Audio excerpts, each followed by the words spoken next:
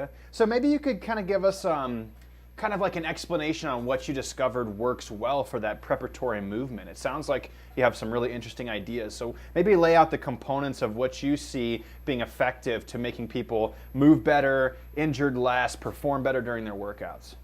Okay, well, the very first sequence, and this is something that I call the peak performance sequence, and it's the peak performance formula. Right. And the very first sequence of the formula is self-myofascial release.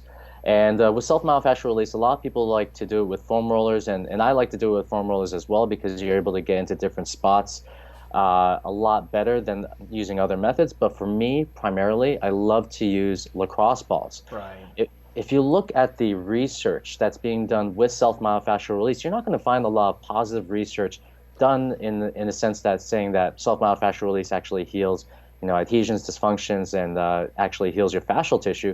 But all of the research that's being done right now is actually being done with foam rollers. Right.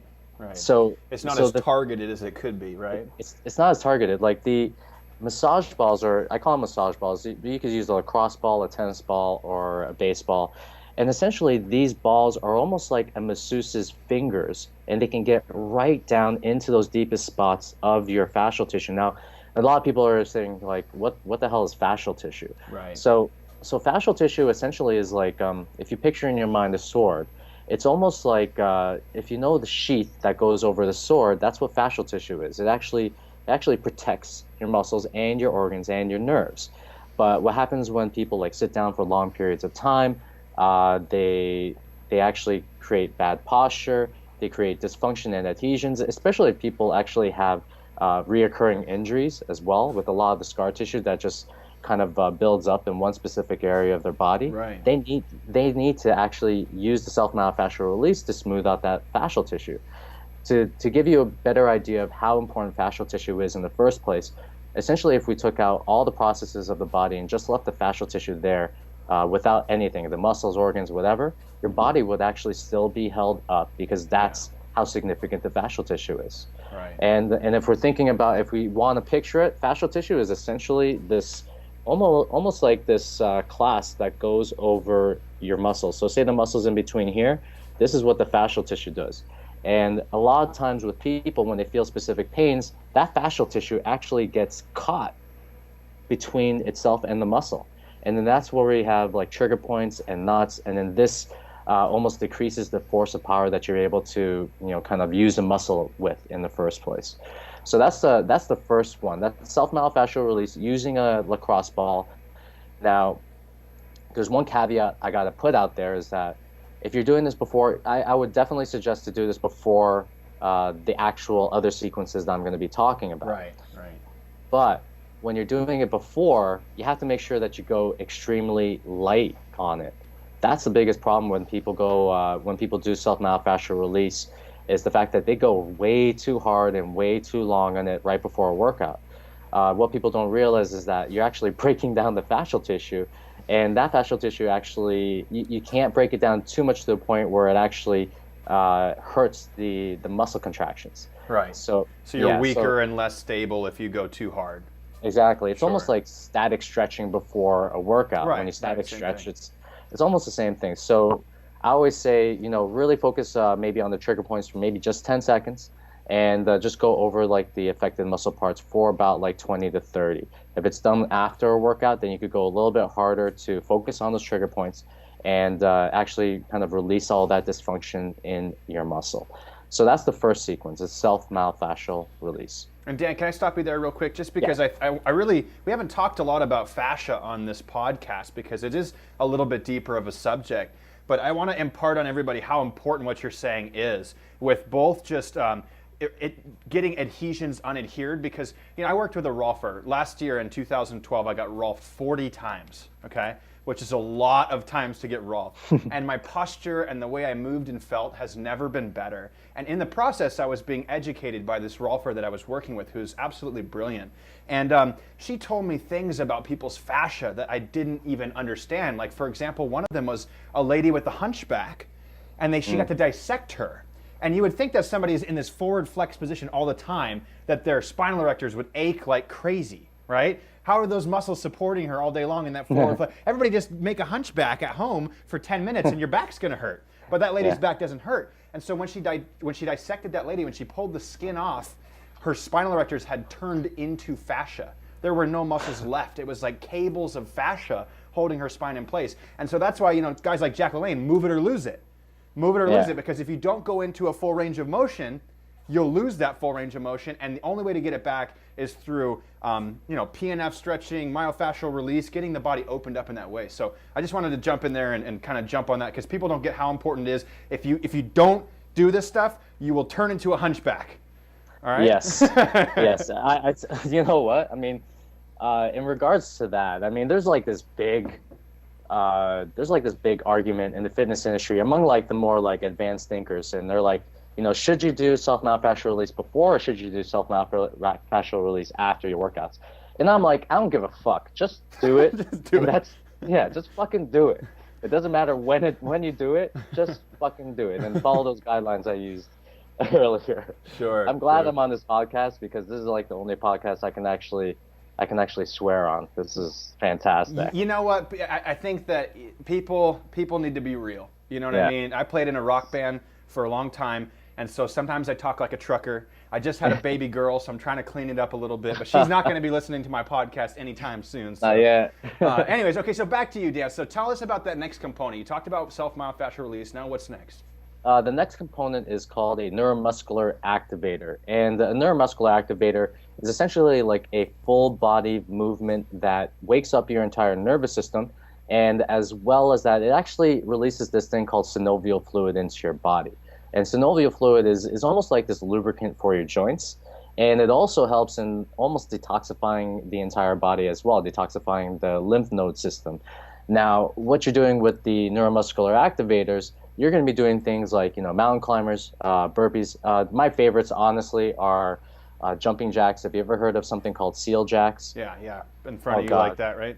Oh my God, those are amazing. And at the same time, like with neuromuscular activators, they actually get a little bit of the third sequence, which is dynamic mobility, which we're going to be talking about a little bit earlier. Yeah. But they just get that movement started, especially with, say, you're doing a jumping jack, right? So when you're lifting your arms up, you're actually stretching out your lats, like in a very, very, sideways way. If you're doing the seal jumps, you're basically going to be stretching out your lats, and then you're going to be stretching out your pecs when you're coming out. Right. So essentially what we're doing with the neuromuscular activators, one, it's raising the core temperature of your body. That's what we got to do.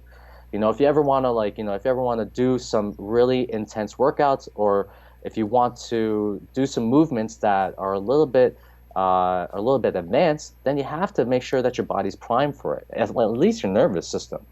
So essentially, we're waking up your nervous system, releasing the synovial fluid into your body, and we're raising your core temperature with the neuromuscular activators. Yeah, that sounds like a great place to start. And that's interesting that you brought that up, because I tend to kind of do a little bit of the reverse, but I'm going to try the other way around now, because I was doing a version of my warrior warm-up every morning, and I would lead with a little bit of dynamic stretching stuff, and then go on to more dynamic movements like bridge kickovers and bridge turns and handstand stuff, and then I would skip rope. At the very end, and then I would go and take a shower. But I'm gonna try skipping rope first next time and see if I feel like that warms me up more. Well, here's the thing about the neuromuscular activators, especially when it's combined in that way with the dynamic mobility. Right. Because of the fact that they release the synovial fluid, you're actually able to get into those stretches, and you're able to get into those movements way better, because you have greater range of motion just due to the fact that you have that lubricant. You're warm, yeah. Yeah, and then also, like, you want to warm yourself up, and then when you get into dynamic mobility, which we'll be talking about, when you get into dynamic mobility, you're essentially getting yourself even warmer by going through this circuit of like dynamic mobility exercises. So the third sequence of what we do in the peak performance formula is dynamic mobility. So there are tons of research studies out there that just point to the fact that dynamic mobility, one, they essentially, now I'm going to tell you my tagline for the 6-minute Superhuman. It's essentially, a 6-minute sequence that, increases your strength, speed, power, flexibility, endurance, raises your energy, and also bulletproofs your body from injuries. Now, what people may think when they read that, they're like, oh, cool, like I'm going to be like doing this thing and it's going to enhance my body. But what dynamic mobility exercises actually do is bring your body back into balance, back into the correct type of posture it's supposed to have in the first place. Sure. It activates the muscles that have been dormant throughout the whole day. Like if you're sitting down like me, I don't have like this treadmill going on. Tyler's making me feel like an ass right now. I'm like sitting down, he's walking, and yeah. So essentially, like when you sit down for long periods of time, if you're watching this, you're probably sitting, your glutes, your glutes just turn off, your quads turn off, your hand, everything just turns off, and then essentially you're also creating this almost dysfunctional posture in your body, just by the fact that you are sitting. And this is one of the keys. I mean, like if you can do what Tyler's doing right now, and you have a desk, if you can even just get like a stand-up desk, that would be 10 times better than doing what I'm doing right now, which is sitting on my ass. Yeah. So yeah, I mean, with dynamic mobility, it's essentially exercises that will bring you into greater range of motion, back into the range of motion that you're supposed to have. And it's also going to activate those dormant muscles that have been sleeping just due to sedentary natures. I mean, you know, actually, I think like the British Journal of Medicine did a research study. They're already finding people sitting for 9 hours of the freaking day, of the whole entire day. And that's sitting. And we're not even talking about sleeping. We're not talking about sleeping, So, yeah. yeah. So you add in like 7 or 8 hours for sleeping, they're like on their butt like 3/4 of the day already. Exactly. So we got to do something to bring it back into balance. And when your body's brought back into balance, it's able to operate like a freaking machine. Yeah. Like that's what it's all about, you know? I mean, bringing back bringing back the potential of what you were meant to work in the first place. That is what it's all about. Yeah. So that's what it is. Well, there's a lot of talk about this, like kind of this primal movement stuff. It seems like, you know, the paleo diet's got us all thinking about paleo lifestyle and paleo movements and paleo workouts. And this sounds a little bit like what they're talking about in terms of getting back to natural movement, controlling your body in an environment that you maybe can or can't predict, but your warm-up kind of prepares people for whatever they're about to do next. Is that correct? That's totally correct. And I can't call these movements animal movements at all. Sure. Because you know, cavemen and cave women didn't have to do this shit back then. Right. They just killed the animal and dragged that bastard a few miles, right? They dragged it back, and they were always on their feet, going from like one location to another, and they didn't have to do these dynamic mobility exercises to bring their bodies back into balance because they were working, you know, optimally in the first place. So that's essentially what it is. I mean, like, you know, dynamic mobility exercises are almost like the key to just essentially unlocking whatever. What I'm going to say is it actually is able to reverse your aging process. Now, a lot of people like to think, you know, oh fuck, like the aging process only has to do with the way I look and the way that, you know, my body looks. Right. That's not the fucking case. Right. You know, I mean, like what people don't realize is that as they're doing these sedentary jobs, as they're sitting for long periods of time, and then bringing their broken bodies and working on them in the gym and doing these intense exercises, they're actually accelerating their aging process. Sure.